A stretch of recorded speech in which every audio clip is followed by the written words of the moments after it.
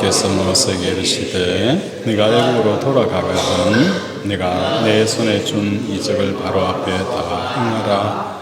그러나 그의 마음을 완악하게 한 적 그의 백성을 보내주지 아니하리니.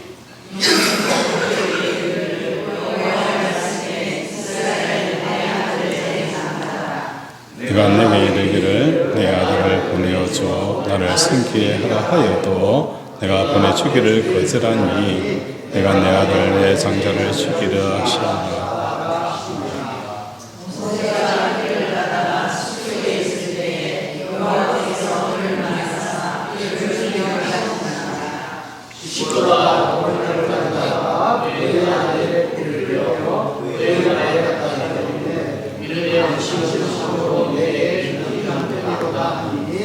여호와께서 그를 놓아주시니라. 그때 시보라가 피난편이라 함은 할례 때문이었더라. 아멘. 오늘 본문은 모세가 소명을 받은 이후에 모세와 관련되어지는 세 가지 사건을 다루고 있습니다. 첫 번째 사건은 장인인 이드로에게 가서 애굽 왕 바로에게 가야 하겠다라는 이 이야기를 장인 이드로에게 전합니다.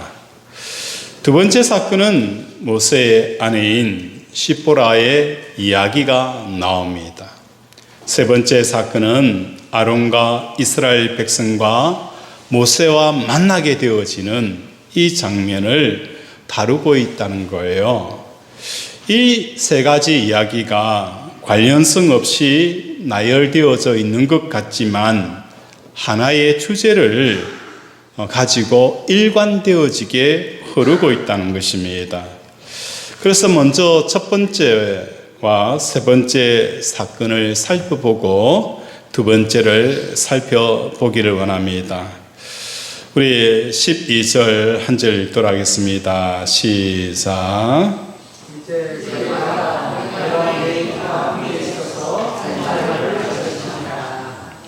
하나님께서 모세에게 소명을 받은 이후에 12절에 이렇게 말씀을 합니다. 이제 가라. 내가 내 입과 함께 있어 할 말을 뭐 하는 거예요? 가르치리라. 그죠? 그리고 15절에 보면 내가 내 입과 내 입에 함께 있어서 너희들이 뭘 하는 거예요? 행할 일을 가르치리라 라고 말씀합니다. 21절에 보면 모세 이르되 내가 애굽으로 돌아가거든 내가 내 손에 준 이적을 바로 앞에서 다 행하라. 이 모세를 통해서 우리에게 주시는 교훈의 메시지는 뭘까? 성도들의 삶이라는 것은 바로 이와 같다라고 볼 수가 있는 것입니다. 내가 내 입과 함께 앉아서 할 말을 가르치리라. 할 말을 가르친다는 거예요. 성도들의 삶은 하나님께서 주시는 그 말을 우리에게 주시는 거예요. 뿐만 아니라 하나님께서 우리가 무엇을 행해야 되는지 그 말을, 행동들을 우리에게 제시하겠다라고 말씀을 하는 거예요. 오늘날 우리가 인간관계를 맺고 사회관계를 하게 되어지면 가장 많은 실수를 하게 되어지는 게 뭘까? 말의 실수라는 거예요. 말의 실수가 너무 많다는 거예요. 그래서 이 말을 하다가 오해를 가져오게 되어지고 또 갈등이 생기게 되어지고 또 마음이 나눠지게 되어지는 이 모든 근거는 말에 있다는 거예요.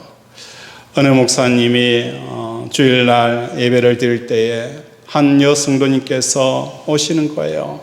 그래서 반갑게 인사하면서 이런저런 격려를 했는데 그 격려를 듣고 그 권사님이 시험을 받은 거예요. 목사님이 이런 이야기를 하더라. 이거는 분명히 나를 무시한 이야기다 라고 생각을 한 거예요. 그 이야기를 목사님이 듣고 하는 이야기가 그래 맞아 이 입을 쫓아야 되는데 이 입을 쫓아야 되는데 하지 말아야 될 이야기들을 하고, 이 말을 통해서 나는 좋은 의도로 이야기했지만 그 이야기가 나쁜 의도로 또 시험거리가 되어지는 이런 부분을 보면서 우리는 뭐 하는 거예요? 그래, 이 입이 문제지 라는 이런 경험들이 저와 여러분 속에 한 번 이상은 반드시 있을 거예요. 이처럼 말을 한다는 것이 얼마나 어렵고 힘든가, 그걸 경험하게 되어지는 거예요. 우리의 행동도 마찬가지입니다. 우리가 행동을 잘못함으로, 아니 어떻게 저렇게 할 수 있을까, 나는 이런 의도로 행동하였는데 다른 사람은 저런 행동으로 받아들이게 되어지는 거예요. 이런 많은 말과 행동의 오해들이 생겨서 갈등하게 되어지고 그 관계가 끼워지는 것을 우리는 경험하면서 오늘 모세를 통하여서 성도들에게 주시는 것은 무엇입니까?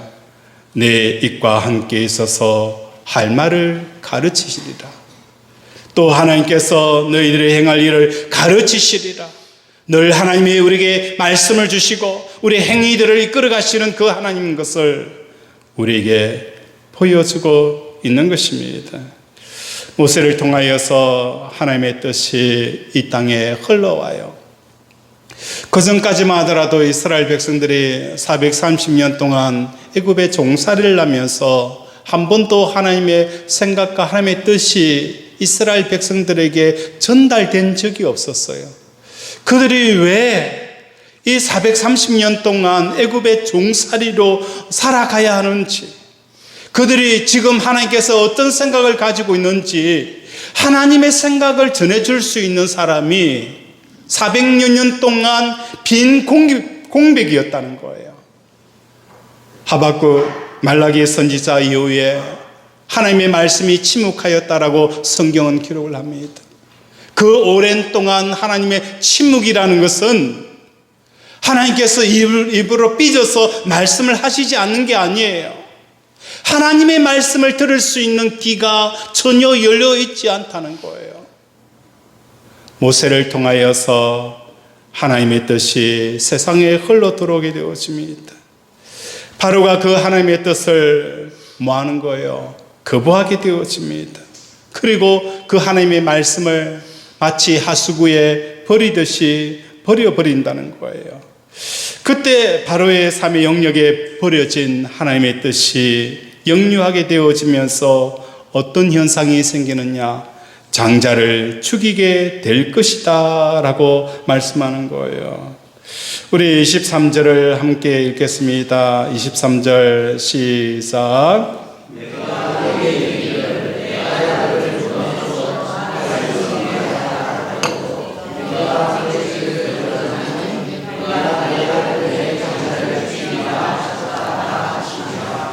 모세를 통하여서 하나님의 생각이 바로에게 전달이 되어서요, 내가 내게 이르기를 내 아들을 보내어 주어 나를 섬기게 하라 하여도 내가 보내주기를 거절하니 내가 내 아들 내 장자를 뭐 하는 거예요? 죽이리라. 하나님의 말씀을 바로가 거절을 하게 되어져요. 거절하게 되어지니까 그 말씀은 하수구에 버려지고 쓰레기통에 버려지고 없어지고 사라지는 것이 아니라 그 말씀이 다시 역류하여 누구에게 다가가는 거예요? 바로에게 다가가서 그의 장자를 죽이리라 라고 그렇게 말씀을 하고 있는 것입니다. 바로가 왜 모세의 그 하나님의 뜻을 거부하였을까? 거부한 이유는 당연하다는 거예요.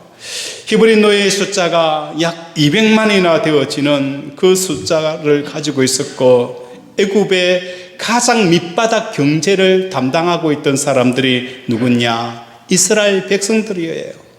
오늘날 우리나라도 마찬가지예요. 우리의 젊은이들이 허들의 일을 하기를 싫어해요.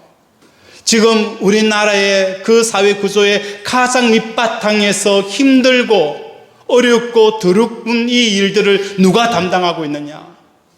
바로 외국인들이 다 담당하고 있다는 거예요. 필리핀 사람들, 방글라데시 사람들, 파키스탄 사람들이 와서 그 일을 담당하고 있는데, 만약에 그 사람들이 다 빠져나가게 되어지면 우리나라 경제가, 사회 구조가 흔들흔들 거릴 수밖에 없다는 거예요. 이것을 바로가 너무나도 잘 알고 있었기 때문에 아무리 모세가 이 이스라엘 백성들을 내어 보내라, 자유를 주어라라고 했을 때도 뭐 하는 거예요? 절대로 보낼 수 없다는 거예요. 통치자 입장에서는 하나님의 뜻을 받아들일 수가 없다는 것입니다. 이렇게 우리가 생각하고 판단할 때에 하나님의 뜻이 현재의 이익과 너무나 대치되어질 때 거부하게 되어지고 하나님의 말씀은 버려지게 되어진다는 거예요. 그러면 어떻게 해야 하나님의 뜻을 받아들일 수 있을까? 현실 상황에 대한 이해 타산에 대해서 십자가에서 죽어야 한다는 것입니다. 무엇이 이기고 손해가 나는지 나의 계산이 죽어야 하는 것입니다. 우리가 십자가에 죽는다는 것은 바로 이것이 죽어야 된다는 거예요.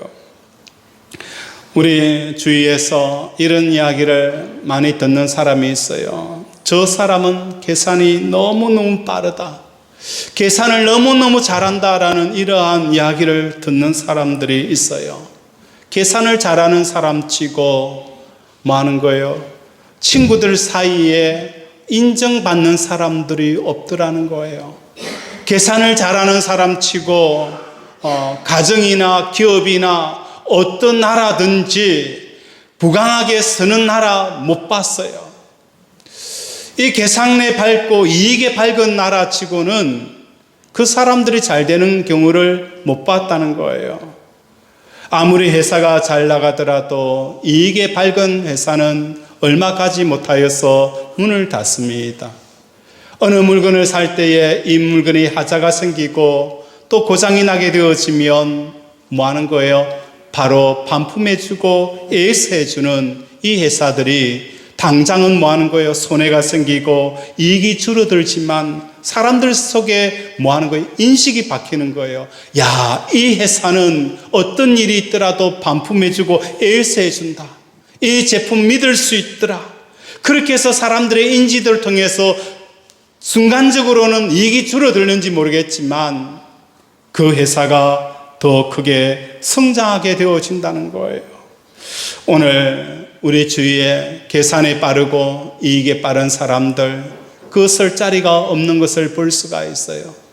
뿐만 아니라 성경에 보면 오병이의 기적이 일어날 때에 예수님께서 제자들에게 이렇게 말씀합니다. 너희가 이 사람들에게 먹을 것을 주라. 이 사람들에게 먹을 것을 주라라고 말씀하였을 때 빌립이 나서서 주님, 이 사람들에게 먹을 것을 주기 위해서는 이만큼 돈이 있어야 되겠습니다. 하나님께서 주라고 말씀하실 때에 우리는 무엇을 하는 거예요? 계산을 한다는 거예요. 하나님께서 말씀하실 때에 하나님께서 순종하라고 하셨을 때 우리는 가장 뭐한 거예요? 계산을 한다는 거예요. 계산에 빠르다는 거예요. 계산에 빠르다고 해서 우리가 뭐 하는 거예요? 이익을 누릴 수 있는 것도 아니더라는 거예요. 오늘 우리 살아가는 권속들의 삶 가운데 하나님의 뜻이 우리에게 전달되어졌을 때 우리는 우리의 이해관계와 이익관계성 속에서 그 하나님의 말씀을 휴지통에 버린다는 거예요. 나에게 이익이 안 된다. 나에게 너무 큰 손해가 생긴다. 그래서 그 하나님의 뜻을 우리는 과감없이 하수구에 버리는 이러한 현상들이 일어나는 것입니다. 2005년 개봉한 미국 영화 창끝이라는 영화가 있었어요. 이 영화의 내용은 에콰도르 아마존 정글에 살고 있는 원주민 부족 아우카족에 대한 이야기를 담고 있어요. 이곳을 선교하기 위해서 미국의 젊은 청년 5명이 이곳으로 옵니다. 그곳에서 제대로 복음도 선교하지 못하고 그들은 뭐 하는 거예요? 무참하게 원주민들에게 살해를 당하게 되어지는 거예요. 이 살해되어졌던 소식이 미국 교회에 알려지면서 미국 교회가 분노로 휩싸인 거예요. 아니, 선교 단체에서 제대로 확인도 하지 아니하고 그 불모지의 젊은 청년들, 그 일꾼들, 그 청년들을 보내었다라고 그 선교 단체를 향하여 비판과 정죄의 목소리가 높아진 거예요. 그때 그 죽임을 당한 선교사 아내가 와서 뉴스에 보도를 한 거예요. 내 남편이 죽은 것은 낭비가 아니라는 거예요. 내 남편이 죽은 것은 낭비가 아니라는 거예요. 어찌 보면 세상 사람들이 보기에 교회 눈에 보이기에는 그 젊은 청년이 제대로 선교도 하지 못하고 열매도 맺지 못하고 그 원주민에게 무참히 살해당하는 것은 이것은 거룩한 낭비가 아니냐, 이것은 낭비다라고 생각하는데 그것은 낭비가 아니라는 거예요. 아내는 이렇게 표현하는 거예요. 그것은 낭비가 아니라 거룩한 낭비다. 이 소식을 젊은 청년들이 듣고 뭐 하는 거예요? 너도 나도 선교사로 지망하는 거예요. 그리고 그 선교사로 지망한 사람들이 그곳에 가서 복음을 증거함으로 말미암아 뭐 하는 거예요? 그 부족이 예수 믿고 구원받는 역사가 일어났다는 거예요. 오늘 한국 교회가 끊임없이 주일학기를 위해서 투자를 합니다. 인간적으로 생각하였을 때 이 아이가 커서 언제 교회에 유익을 되어지고 언제 환수할 수 있을까? 이 생각 가지고 주일학교 투자하면 주일학교 할 수 없어요. 교회가 전도와 선교를 합니다. 구제를 합니다. 이것을 통해서 교회가 언제 이익을 얻을 것인가, 언제 수확을 얻을 것인가, 이거 계산하고 하는 것 아니잖아요. 하나님의 나라는 뭡니까? 어찌 보면 세상 사람들이 낭비처럼 보여요. 밑빠진 독에 물붓기라는 거예요. 하나님께서 여러분을 보실 때도 마찬가지예요. 일평생 여러분을 인도하고 필요 때마다 공급하시고 인도하시고 공급하시며 함께 하시며 지키시고 보호하시며 그 많은 은혜를 주었지만 여러분의 신앙은 여전히 밑빠진 독에 물붓기라는 거예요. 자기 감정 하나 못 추스리고 자기 기분에 따라서 자기 생각에 따라서 여전히 우리 인생의 늪 속에 허덕이며 허누적거리고 있는 내 모습, 우리 주님이 얼만큼 기다려줘야 합니까? 얼만큼 또 참아야 되는 것입니까? 언제 믿음으로 성장하기를 원하는 여전히 영적인 베이비로 있는 우리의 모습을 보면서 하나님은 얼마나 많은 낭비를 하고 있습니까? 그러나 하나님은 여러분을 향한 생각은 절대로 낭비라 생각하지 않습니다. 언젠가는 여러분이 하나님 앞에 정금같이 서리라는 것을 알고 계시기 때문이라는 거예요.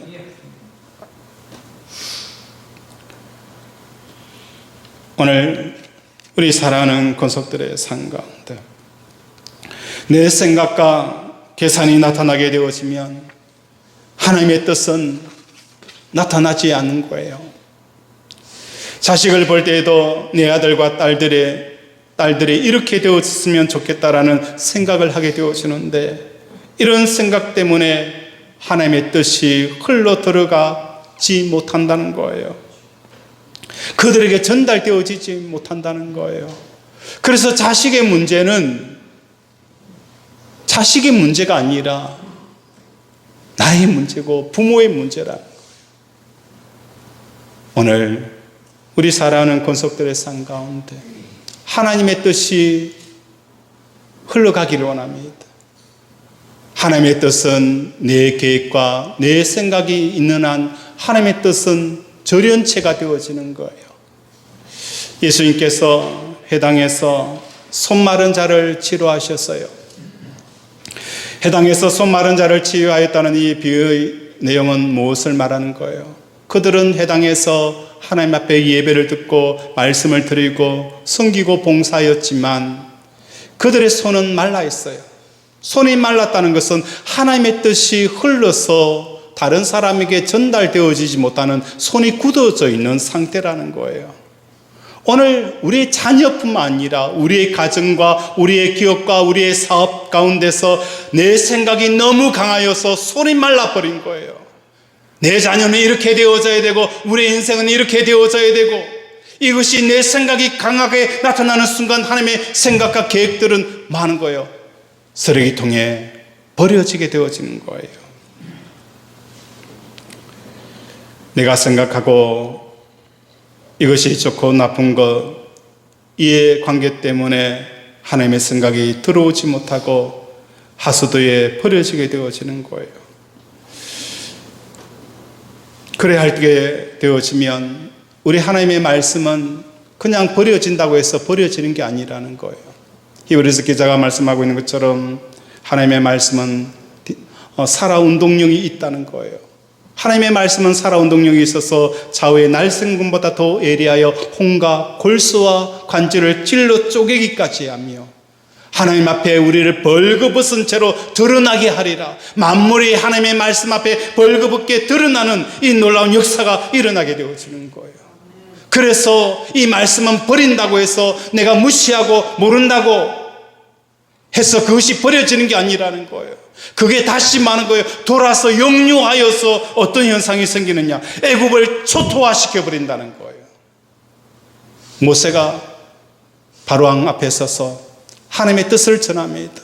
뜻을 전하니까 바로는 안 돼, 내보내면 우리나라 절대 나, 큰일 나, 절대 안 돼. 하나님의 말씀을 버리게 되어지는 순간 어떤 역사가 일어나는 거예요? 버려졌다고 버려지는 게 아니에요. 그 말씀이 역류하여 애굽에 임하게 되어질 때에 애굽의 10가지 재앙으로 임하게 되어지는 것을 우리는 보게 되어지는 것입니다.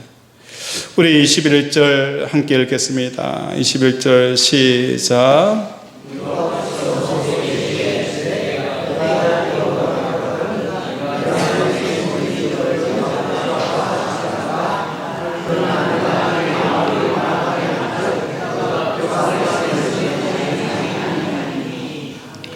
21절에 보면 여호와께서 모세에게 이르시되 내가 애굽으로 돌아가거든 내가 내 손에 준 이적을 바로 앞에 다 행하라. 그러나 그의 마음을 완악하게 한저 그가 백성을 보내지 아니하리라 라고 표현되어져 있어요. 여기서 바로가 이렇게 처참한 재앙을 당하게 되어지는 것은 하나님이 조장한 것 아니냐라고 우리는 생각할 수도 있어요. 그런데 하나님이 조장한 게 아니에요. 하나님의 말씀이 떨어졌을 때 그 말씀을 바로는 많은 거예요. 무시하고 경시하게 되어지는 거예요. 하나님의 말씀을 경시하게 되어지니까 그 경시한 그 마음 상태를 하나님이 그대로 내버려 두시는 거예요. 사무엘상 2장 30절에 보면 이렇게 말씀합니다. 나를 존중히 여기는 자를 내가 존중히 여기고 나를 무시하는 사람을 뭐하는 거예요? 경멸하리라 라고 말씀하는 거예요. 오늘 우리 성도들의 삶 속에 하나님의 말씀을 뭐하는 거예요? 정말 존중히 여기고 존중히 여기면 그 말씀에 따라서 주여 내가 회개하겠나이다, 주여 내가 순종하겠나이다, 그렇게 그 말씀의 무게를 중심을 두고 그 무게 중심을 받아들일 때에 하나님께서는 그를 반드시 많은 거예요. 존중히 여기신다는 거예요. 나에게 주시는 그 말씀을 그냥 무시해버리면 하나님도 그 무시하는 마음을 그대로 내버려 두는 거예요. 그래서 평생 영적인 악순환이 반복이 되어지는 이유는 바로 여기에 있다는 거예요. 하나님을 존중히 여기길 원합니다. 하나님 말씀을 존중히 여기기를 원합니다. 그럴 때 하나님께서 여러분을 존중히 여길 것입니다. 여러분이 하나님의 말씀을 멸시할 때 하나님께서는 하나님의 말씀을 멸시하는 여러분을 경멸하리라라고 말씀을 하고 있는 거예요. 세상에서 악이 무엇입니까? 이 세상의 삶에 대해서 하나님의 말을 받아서 하지 아니하고 하나님의 생각을 받아서 행하지 않고 내가 말하고 나로부터 생각하는 것을 따르는 행동이 바로 악이라는 거예요. 윤리적으로 도덕적으로 큰 범죄를 행하는 것이 악이 아니에요. 하나님이 주시는 생각을 내가 알고 그 생각을 말할 수 있는 저와 여러분이 되어지길 원합니다. 하나님이 내게 뭘 하기를 원하는지 그것을 구하고 하나님이 주시는 그 행위들을 할 수 있는 저와 여러분이 되어지길 원합니다. 교회를 섬기다 보면 성도들 사이에 갈등이 생겨요. 그 갈등이 생기면 그 이런 이 편의 이야기를 듣고 저 편의 이야기를 듣다 보면 그 속에 마음이 답답한 게 있어요. 마음에 답답한 게 있어요. 그거는 누가 옳고 그르고의 문제가 아니에요. 이 A 집사가 맞고 B 집사가 틀렸다, 이 바른 소리 했네, 이 문제가 아니에요. 이 상황 속에서 하나님의 말을 듣고 하나님의 말을 할 수 있는 사람이 없다는 게 목회자의 아픔이에요. 그 상황 속에서도 하나님이 뭘 말하기를 원하는지 하나님의 말을 구하고 하나님의 말을 생각하기를 원하고 하나님의 말을 드러내기를 원하는 사람들이 없다는 거예요. 대다수가 뭡니까? 자기 감정을 드러내고 자기 형편과 자기의 처지와 자기의 상황과 자기의 아픔과 자기의 고난과 고통만 이야기할 뿐이지 하나님께서 이 상황을 뭐라고 말씀한 거에 대해 귀를 기울이는 사람이 없기 때문에 가슴이 아프더라는 거예요. 우리 하나님은 누굽니까? 우리 하나님은 전능하신 하나님이십니다. 무소부재하신 하나님입니다. 천지를 창조하신 하나님이십니다. 지혜가 무한하신 하나님이십니다. 그 하나님께서 내 삶에 대해서 유일하게 생각하시는 분이 우리 하나님이시라는 거예요. 내가 내 생각을 한다, 한계가 있어요. 그 하나님께서 나에 대해서 유일하게 생각하시는 분이 우리 하나님이세요. 내 삶에 대해서 유일하게 계획하시고 내 삶에 대해서 유일하게 할 말을 넣어주시는 분은 바로 우리 하나님 한 분밖에 없다는 거예요. 나도 아니라는 거예요. 우리의 삶을 우리가 생각하는 것이 악이라는 것입니다. 우리가 생각하다 보면 하나님의 뜻이 거부당하게 되어지고 버려지게 되어진다는 거예요.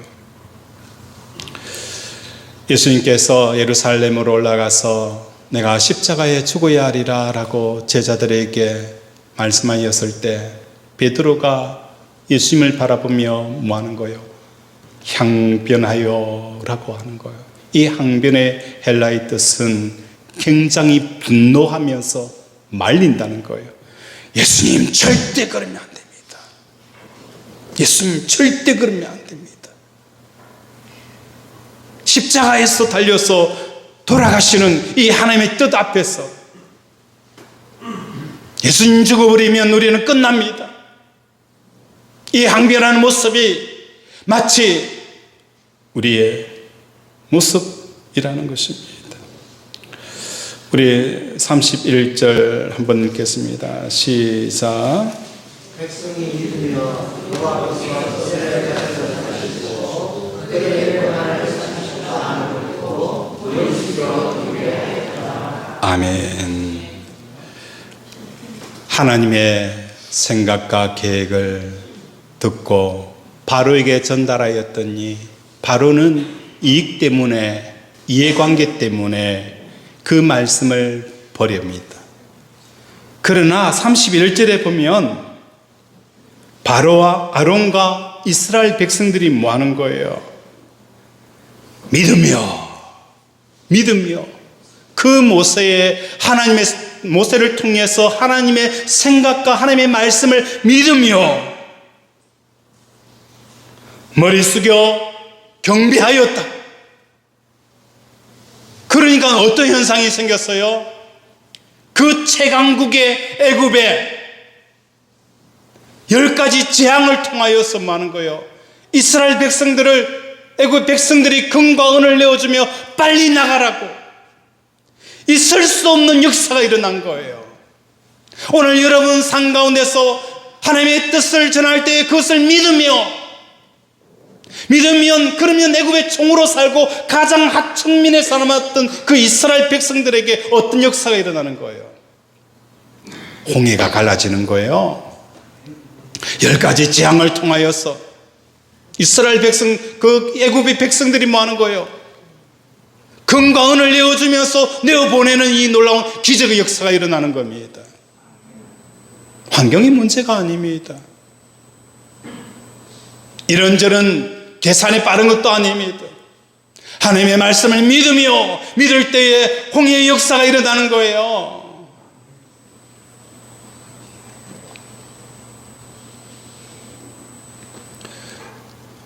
뿐만 아니라 이들도 하나님을 만나고 나서 모세는 이들에게 내 처자식을 데리고 내려가겠다고 하니까 이들가 뭐 하는 거예요? 가라는 거예요. 부모 입장에 봤을 때는 뭐 하는 거예요? 야, 너 미쳤나?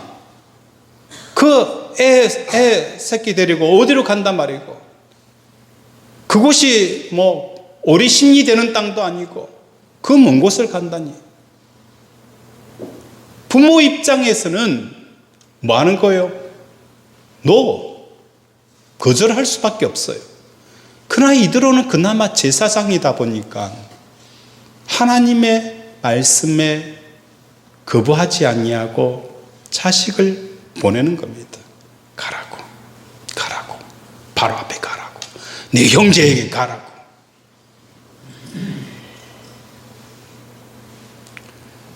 하나님의 말씀을 믿으며, 그러니까 이스라엘의 그 놀라운 구원의 역사가 일어나게 되어지는 거예요.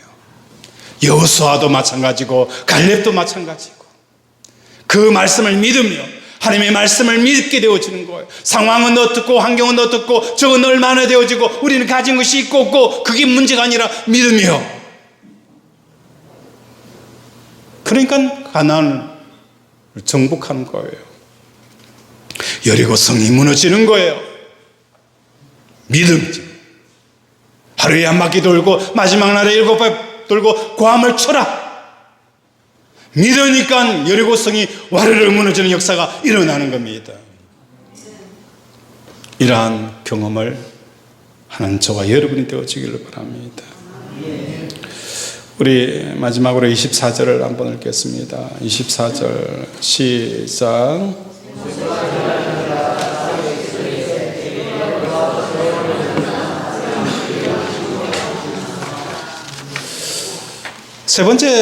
두 번째 사건, 첫 번째와 세 번째를 살펴보았고, 두 번째 사건은 시보라 사건에 대한 이야기예요.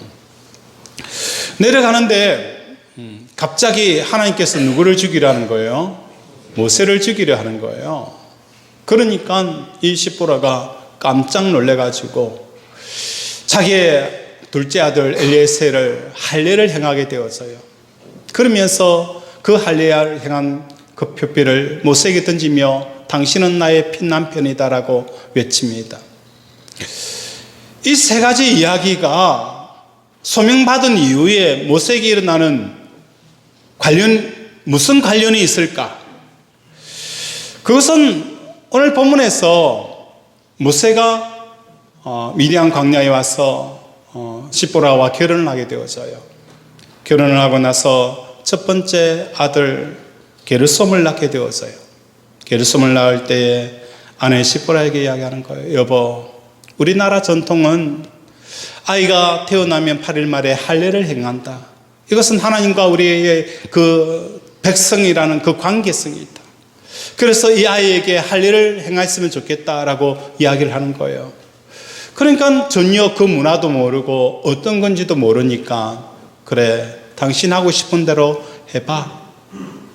그래서 첫 번째 아이는 뭐 하는 거예요? 할례를 행하게 되었어요. 두 번째 아이가 태어났어요. 그때도 아내에게 여보, 이 두 번째 아이에게 할례를 행해야 될 것 같아. 단순히 모세의 생각이 아니에요. 하나님의 생각이 모세에게 임하여서 그 하나님의 생각을 시보라에게 전달을 하는 거예요. 그러니까 시보라가 뭐라 하는 거예요? 안 돼. 안 돼. 왜? 당신이 게르솜에게 할례를 행했는데 이 어린아이의 그 피부치를 벤다는 게 얼마나 고통스럽고 얼마나 힘든 줄 아냐. 그렇게 하다가 잘못하다가 아이가 죽을 수도 있어. 또 할례를 행하였다고 해서 무슨 달라지는 게 있느냐? 아무것도 없지 않느냐? 이 두 번째 아이는 손대면 안 돼. 손대면 당신하고 이혼해야. 그래서 뭡니까? 모세는 하나님의 뜻을 시보라에게 전달했지만 시보라는 이 엘리에셀에 대한 생각 때문에 그 하나님의 뜻을 뭐 하는 거예요? 거부해버리는 거예요. 거부해버린 거예요. 할례를 행해야 된다는 하나님의 뜻을 시므라에게 전달하여서 거부당하였기 때문에 모세는 이러지도 못하고 저러지도 못한 상황이에요. 그런데 이 할례를 행해야 된다는 하나님의 생각을 시므라에게 전달해서 시므라가 무시하였다고 해서 그 말씀이 사라지느냐 없어지느냐, 하나님의 말씀은 살아있고 운동력이 있어서라고 표현하는 거예요. 그 말씀이 역류하여서 누구에게 임하는 거예요? 모세에게 임하여서 모세를 죽이려고 한다는 표현은 시므라의 감정을 표현하는 거예요. 하나님께서 마치 내가 가만히 있으면 내 남편이 죽을 수밖에 없을 것 같은 그 두려움이 시므라에게 엄습을 하게 되어지는 거예요.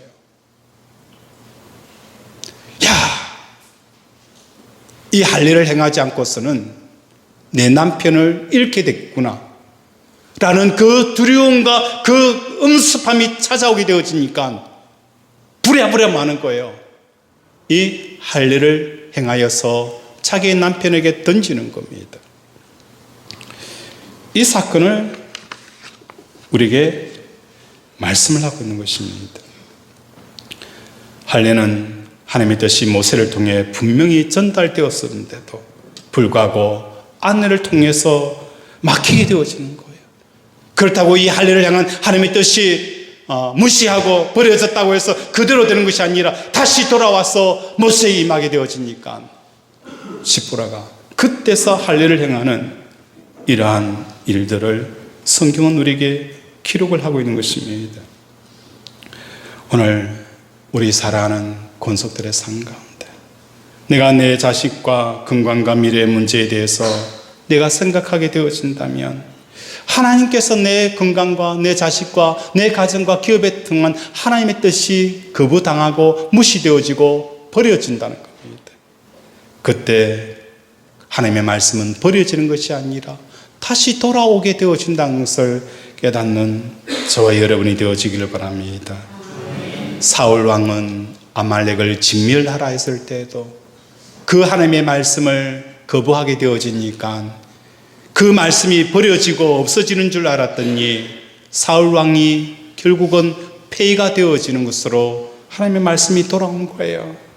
이스라엘 백성들을 향하여서 가나안의 족속을 다 진멸하라라고 했을 때 이스라엘 백성들이 그 가나안 족속을 진멸하기를 싫어하고 종으로 삼을 때에 무엇으로 돌아오는 거예요? 그 가나안 족속은 이스라엘 백성들의 옆구리에 가시가 되어져서 그를 찔러 쪼개며 또한 우상 숭배를 통해서 결국은 이스라엘 나라가 망할 수밖에 없는 결과를 가져온 겁니다.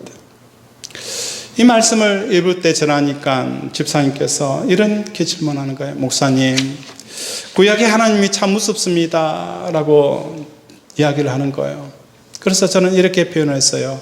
구약의 하나님이 무서운 게 아닙니다. 왜? 우리 하나님이 우리를 향하여서 요한복음 10장 10절에 보면 우리로 하여금 생명을 얻되 더 풍성하게 얻게 하신다라고 말씀한 거예요. 우리에게 진짜 풍성하게 얻게 하는 것은 마치 창세기 1장에 하나님이 지으신 것이 모든 것이 선한 거예요. 하나님께서 태초에 천지를 창조하시고 보시기에 심히 좋았더라.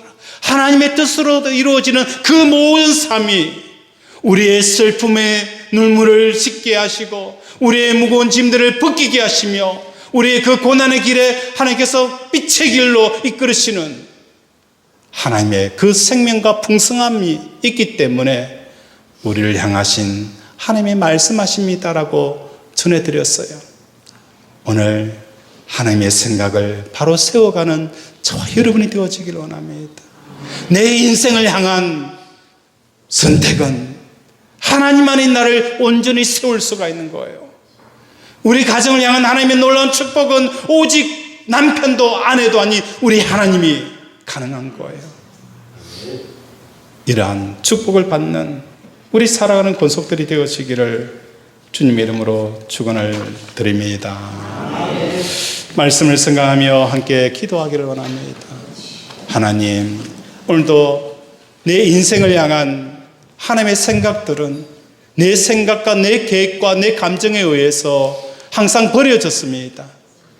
버려진 말씀은 그냥 버려진 게 아니라 역류하여서 그 말씀이 반드시 이루어지는 역사가 일어난 것처럼 오늘도 우리가 순종으로, 감사함으로, 기쁨으로 그 말씀을 순종하게 해달라고 이 시간 주여 삼창 부르고 기도합니다. 주여, 주여, 주여. 아버지, 아버지, 오늘 우리를 향하신 하나님의 말씀이 얼마나 많이 버려졌습니까? 우리 인생을 향한 계획들이 내 생각과 내 감정에 의해서 얼마나 무참히 짓밟혔습니까? 하나님, 내 감정이 짓밟히는 것은 용서 못하고 하나님의 아버지 마음이 짓밟힌 것에 대해서는 아무렇지도 않게 생각했던 것이 과연 예수 믿는 사람이고 예수님을 나의 주님으로 고백하는 사람일까요? 하나님, 오늘도 하나님의 생각을 아버지 짓밟히지 않게 하시고 하나님의 계획이 내 계획에 의해서 무산되지 아니하도록 하나님을 존중히 여기는 우리 권속들 되게 도와주시옵소서. 긍휼히 여겨 주시옵소서. 나를 존중히 여기는 자가 존중히 여김을 받으며 라고 표현하는 것처럼 매 순간 매 생각마다 계산에 빠른 자가 아니라 아버지 하나님 앞에 늘 거룩한 소비를 할 수 있는 우리 권속들 되게 도와주시옵소서. 아픈 곳에 믿음으로 손을 얹습니다. 그가 찔림은 우리의 허물 때문이요, 그가 상함은 우리의 죄악 때문이라. 아버지, 오늘도 예수님께서 우리의 죄와 우리의 허물을 담당하여 주셨사오니 오늘도 우리의 모든 그 질병이 깨끗하게 치유되어진 역사가 일어날지어다. 호흡기 질환이 나을지어다. 암덩어리가 노할지어다. 내부종이 치유되었지어다. 관절염, 피부병, 아버지 호흡기 질환, 또한 신경, 근육통, 피부병 깨끗하게 나을지어다. 하나님, 오늘도 우리를 치료하여 주심을 감사드리오며 예수 이름으로 기도드립니다. 아멘.